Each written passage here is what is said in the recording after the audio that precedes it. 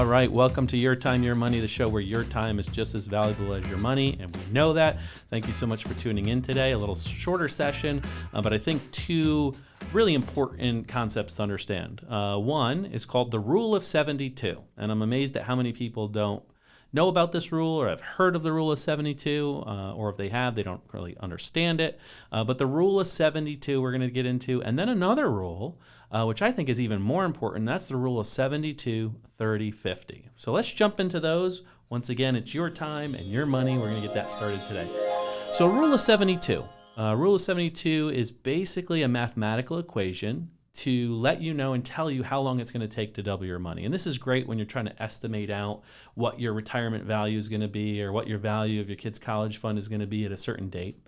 Typically, that rule works between the range of 6% and 10%, meaning if you take your average rate of return, let's say it's 7%, and you divide that into 72, then you get how many years it takes to double your money. So for instance, if you're getting a 7% return, you divide that into 72, it takes you a little over 10 years to double your money.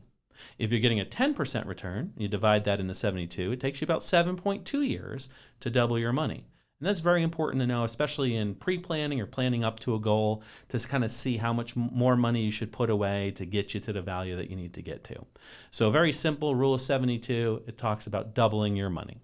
The other rule, which I think is more important, is the Rule of 72, 30, 50. And what it does is it takes that Rule of 72 of doubling your money, and it says if you're in the 30% tax bracket, so federal and state combined or just federal or whatever that might be, it's going to take you 50% longer to double your money.